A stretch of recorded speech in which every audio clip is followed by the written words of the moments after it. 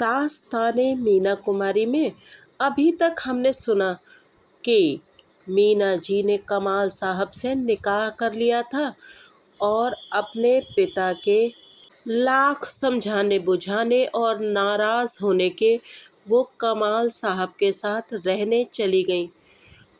दोनों एक लंबे अरसे तक एक साथ रहे, लेकिन शायद परियों की सारी कहानियाँ जहाँ पर ख़त्म होती हैं, ज़िंदगी की शुरुआत वहीं पर होती है। जब दो लोग एक साथ रहते हैं तब उनको हकीकत से रूबरू होना पड़ता है। फिल्मों की परियों की कहानियाँ तो शादी पर आकर ख़त्म हो जाती हैं, लेकिन जीवन की शुरुआत तो यहीं से होती है। दो अलग अलग तबीयतों के लोग जब एक दूसरे के साथ रहते हैं तो उन्हें जीवन में बहुत सारी कठिनाइयों, बहुत सारी मुसीबतों का सामना एक साथ करना पड़ता है। और पहले जो कुछ बेहद खूबसूरत लगता था, एक दूसरे की वो कमी जो पहले नज़रअंदाज कर दी जाती थी, वो अब खुल के सामने आने लगती है। शायद ऐसा ही कुछ हुआ होगा कमाल साहब और मीना जी के जीवन में। खैर, हम आज बात करेंगे फिल्म पाकीज़ा की। ये एक ऐसी शाहकार फिल्म है जिसे जितनी बार देखो आपका जी ही नहीं भरता। जब कभी अकेले में कभी कभी मन उदास हो जाता है तो मुझे लगता है कि बहुत सारे लोग सोचते होंगे कि चलो पाकीज़ा देख ली जाए। तो पाकीज़ा के बनने की कहानी भी कुछ अजब ही है। कमाल साहब के बारे में ये तो मशहूर था कि वो अपनी फ़िल्मों में अपना 100% नहीं, अपना 200% देते हैं और फिल्मों की लोकेशन तलाश करने के लिए वो जगह जगह जाते हैं। और ऐसा ही कुछ हुआ फिल्म पाकीज़ा के दौरान। कमाल साहब पूरे हिंदुस्तान में पाकीज़ा के लिए लोकेशंस तलाश करने के लिए घूमने लगे और तब लोग मजाक में कहने लगे कि इस फिल्म का नाम तो होना चाहिए इंडिया ट्रिप। पर कमाल साहब को जो चाहिए था वो पाकर ही रहते थे। उन्होंने फिल्म में इस्तेमाल होने वाले गहनों के लिए बनारस, जयपुर और साउथ के चप्पे चप्पे को छान डाला था। उन्हें अपने मन माफिक चीज़ें जब तक नहीं मिलती थी वो ढूंढते ही रहते थे और शायद यही एक परफेक्शनिस्ट का अंदाज होता है। बताते हैं कि उन्होंने फिल्म की शूटिंग के दौरान एक कब्रिस्तान की लोकेशन के लिए चंबल ज़िले में एक कब्रिस्तान को चुना था, लेकिन फिर उन्हें लगा कि कहीं ऐसा ना हो कि लोगों को ये सेट मालूम पड़े और उन्होंने उस लोकेशन को छोड़ दिया। फिल्म का नाम भी बहुत बार बदला गया, लेकिन बाद में इसे इसके पहले नाम पाकीज़ा से ही शुरू किया गया। 18 जनवरी सन 1958 को मीना जी और कमाल साहब दोनों ने फिल्म का मुहूर्त एक साथ किया। जब ये फिल्म बननी शुरू हुई थी तो ये सिनेमास्कोप में थी और काली सफ़ेद फिल्म थी, लेकिन बाद में इसे रंगीन बनाया गया और फिल्म पाकीज़ा आज तक लोगों के दिलो दिमाग में बसी हुई है। फिल्म दायरा के खास सफल ना होने के बाद पाकीज़ा का आइडिया कमाल साहब के दिलो दिमाग में चल रहा था। दरअसल पाकीज़ा वो सिर्फ मीना जी के लिए ही बनाना चाहते थे। वो चाहते थे कि उनकी चाहत, वो जिसे प्यार करते हैं, वो एक ऐसे करेक्टर में नज़र आए कि वो लोगों के दिलो दिमाग पर छा जाए और उनकी अदाकारी को लोग बरसों भूल न सकें। और शायद उनका ये प्रयास सफल भी रहा। लोग जब मीना जी को याद करेंगे तो पाकीज़ा को भी याद करेंगे। कमाल साहब ने बताया था कि उन्होंने फिल्म के लिए जो भी एक भी लाइन लिखी वो सब मीना जी को अपने दिमाग में रखकर ही लिखी थी। वो इस एक किरदार में मीना जी को और मीना जी के अदाकारी के हर एक पहलू को दिखा देना चाहते थे। वो चाहते थे कि हर एक फ्रेम में मीना जी बेहद खूबसूरत लगें और साथ ही साथ बेहद गमगीन भी। वो कभी तो ऐसी लगे जैसे उन्हें सब ने छोड़ दिया है और कभी ऐसी लगे कि जैसे वो सब कुछ सोच समझकर कर रही हैं। वो सेक्सी भी लगे और बहुत मासूम भी लगे। किसी ने बताया था कि कमाल साहब चाहते थे कि मीना जी की एक एक अदा, एक एक डायमेंशन उस फिल्म में ऐसे कैद हो जाए कि लोग मीना जी को भुला न सकें। कुछ लोग कहते हैं कि कमाल साहब मीना जी के लिए कुछ ऐसा बनाना चाहते थे जो सदियों तक याद रखा जाए। जैसे शाहजहां ने अपनी मोहब्बत के लिए ताजमहल बनवाया था, वैसे ही कमाल साहब ने मीना जी के लिए बनाई थी फिल्म पाकीज़ा।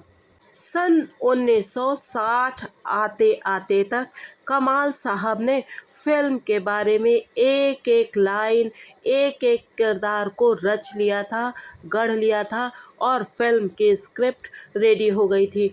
और वो स्क्रिप्ट सन 1972 तक वैसी ही रही जब तक कि फिल्म बन नहीं गई। कमाल साहब ने फिल्म के सेट पर लाखों रुपए खर्च किए। ढेरों सह कलाकार फिल्म में काम कर रहे थे।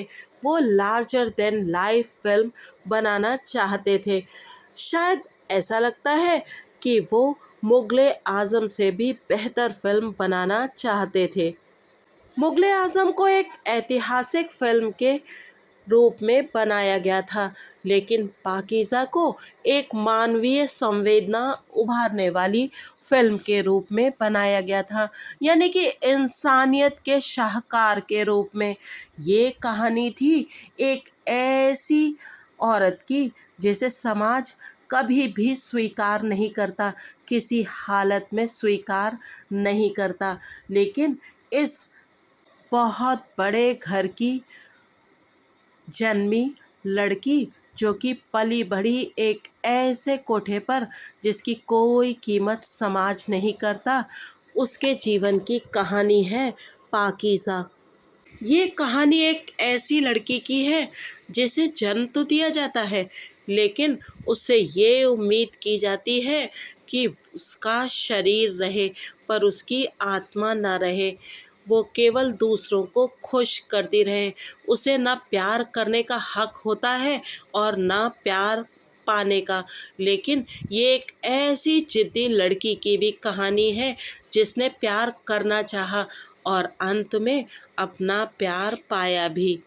1961 में जब ये फिल्म शुरू हुई थी तो इसके हीरो थे अशोक कुमार जी यानी दादा मुनि और मीना कुमारी थी फिल्म की हीरोइन।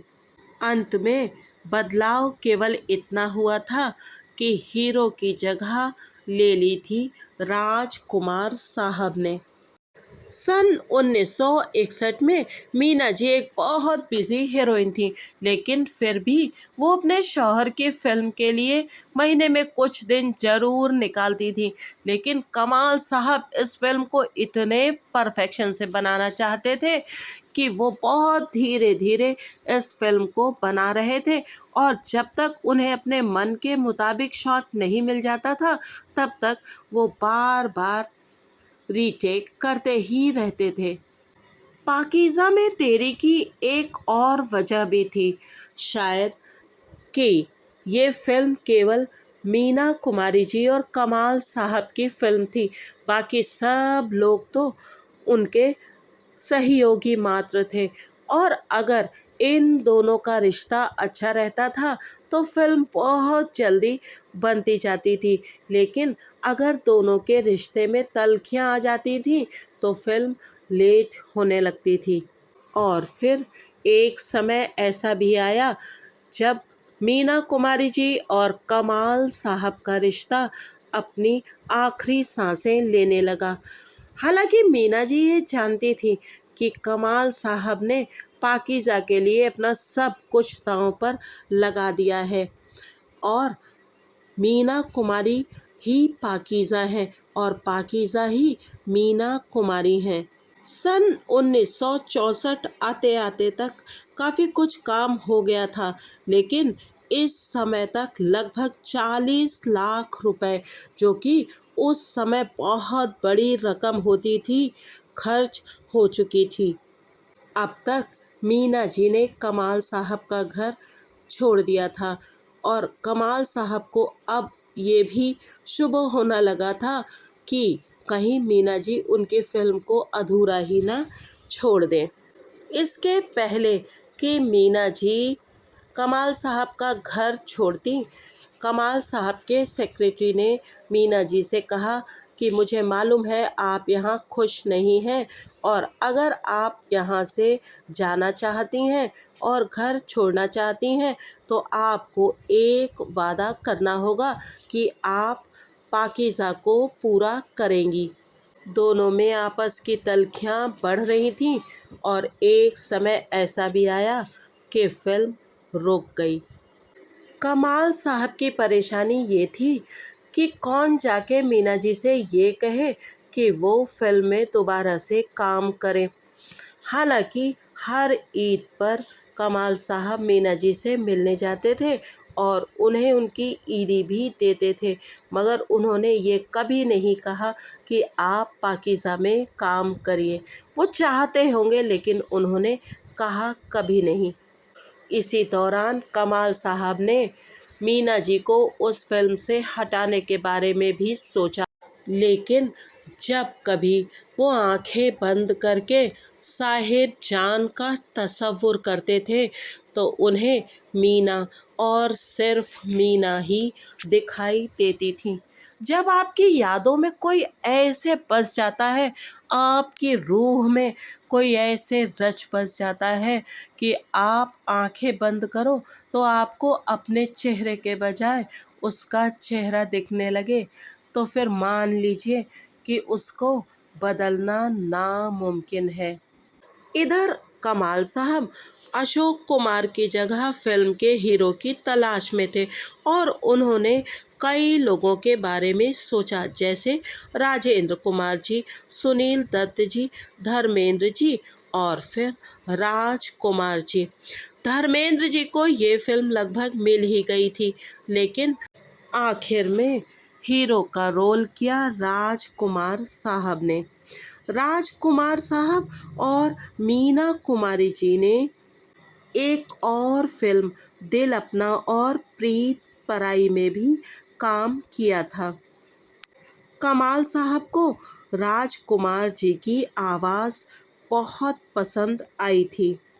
वक्त खिसकता जा रहा था, आगे बढ़ता जा रहा था, बस पाकीज़ा वहीं खड़ी थी जहां पर वो पहले थी और 25 अगस्त सन 1968 को कमाल साहब ने एक खत लिखा अपनी बीवी के नाम। उन्होंने लिखा, बस पाकीज़ा ही नहीं पूरी हो पाई है, तुमने एक शर्त रखी है कि जब तक मैं तुम्हें तलाक नहीं दूंगा तुम पाकीज़ा को पूरा नहीं करोगी।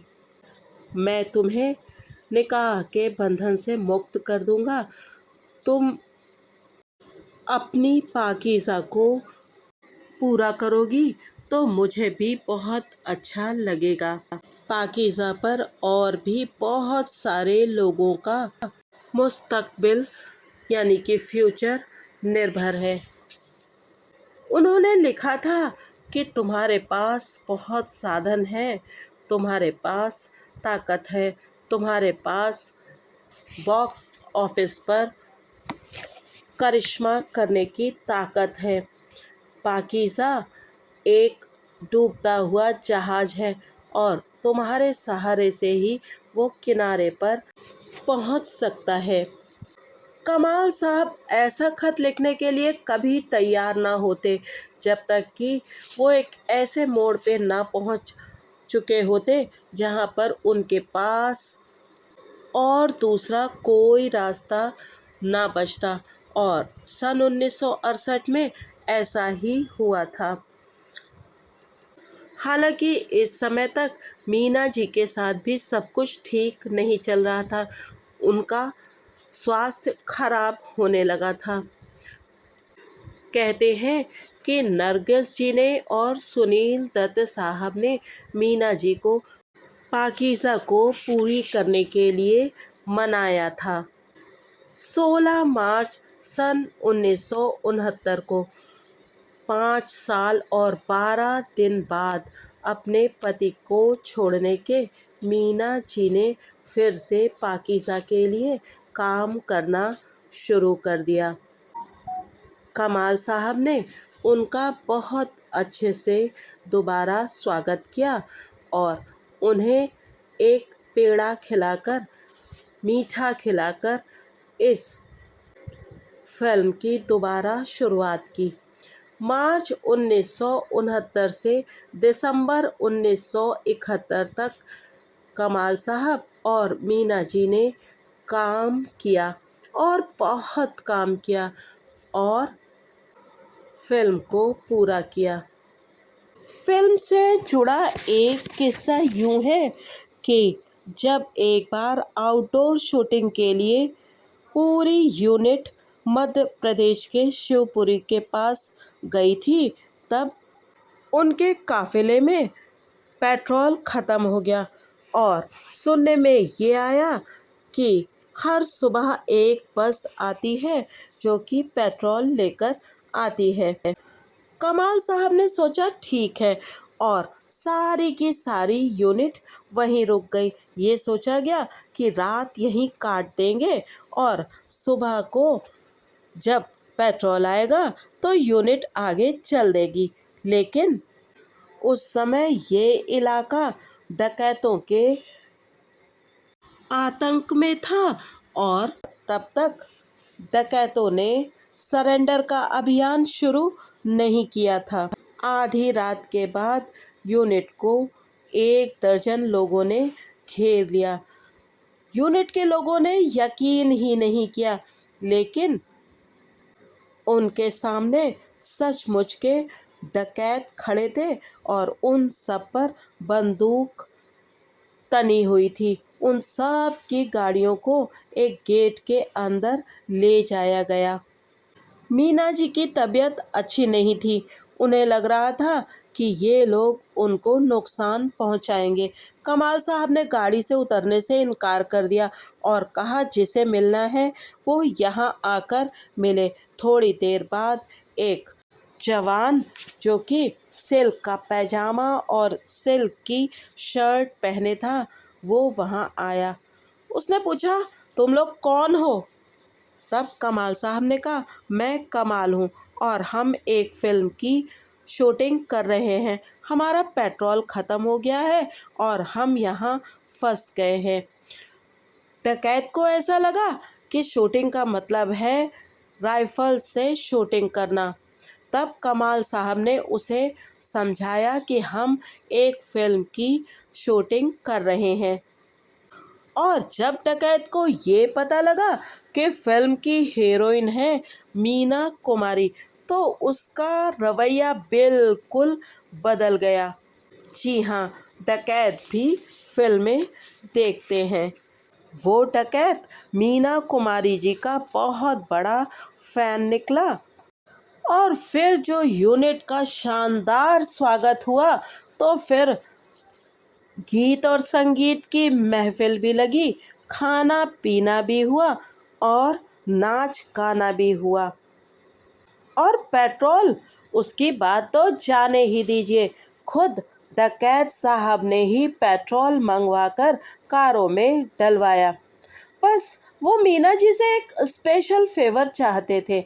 उन्होंने अपने चाकू को तेज किया और कहा, कृपया मेरे हाथ पर अपने ऑटोग्राफ कर दीजिए।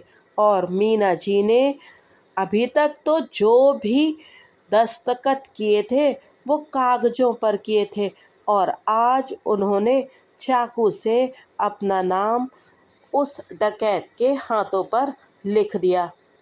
और डकैत वो तो बहुत ज़्यादा गदगद था मीना जी के अपने हाथ पर दस्तखत किए जाने से, चाहे वो चाकू से ही क्यों ना हो।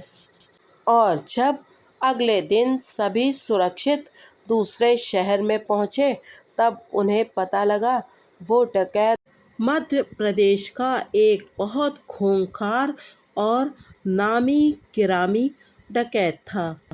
शूटिंग के दौरान और भी बहुत सारी परेशानियां आईं, जिसमें सांप और भी बहुत सारी मुसीबतें थीं, लेकिन नवंबर सन 1971 आते आते तक सारी की सारी फिल्म तैयार होकर डब्बे में बंद हो चुकी थी।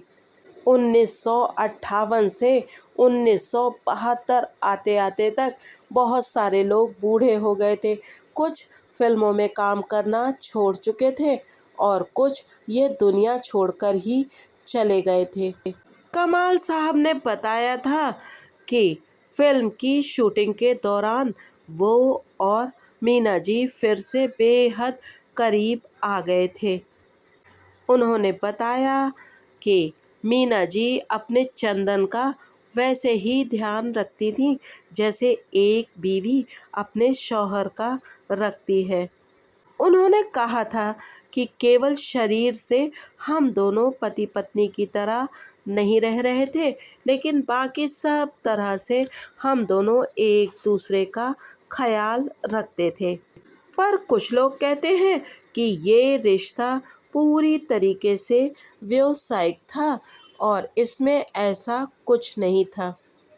मीना जी की बहन खुर्शीद जी ने कहा था कि मीना जी के मन में कमाल साहब के लिए अब कुछ नहीं बचा था, और अगर ऐसा कुछ था तो कमाल साहब अपने आप को धोखा ही दे रहे थे।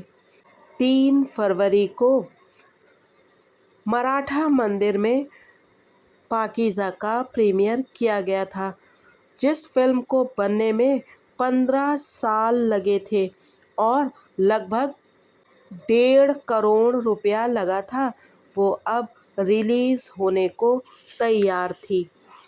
मीना जी प्रीमियर अटेंड करने के लिए आईं, अपने जीवन का आखिरी प्रीमियर, और उन्होंने राजकुमार जी के साथ वो प्रीमियर अटेंड किया और प्रेस के सामने राजकुमार जी ने उनका हाथ चूमा और फिर वो फिल्म देखने चली गईं। पाकीज़ा को शुरू में मिले जुले रिव्यू मिल रहे थे, लेकिन पाकीज़ा की फ़ैन सबसे बड़ी फ़ैन थी खुद पाकीज़ा की हीरोइन। उन्होंने कहा था, मैं पाकीज़ा के साथ लगभग उतना ही अरसा रही जितना उसके बनाने वाले के साथ। खैर, पाकीज़ा तो चली और खूब चली, और आज तक जिसने भी एक बार भी पाकीज़ा देखी है उसके दिलो दिमाग में बस कर रह गई है। पाकीज़ा का कोई ना कोई हिस्सा हर एक चाहने वाले की याद में ताज़ा हो जाता है, चाहे वो उसका म्यूज़िक हो या उसके बेहद खूबसूरत गाने हों। फिर मिलेंगे अगले भाग में मीना कुमारी जी की ज़िंदगी के कुछ और अनजाने पहलुओं को जानने के लिए। तब तक आप बने रहिएगा मूवीज़ की सनीमा बाजी के साथ।